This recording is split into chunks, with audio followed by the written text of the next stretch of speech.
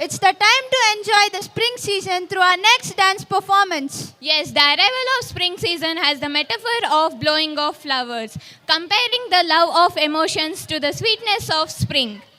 Let's welcome our performers for this beautiful dance performance with a huge round of applause.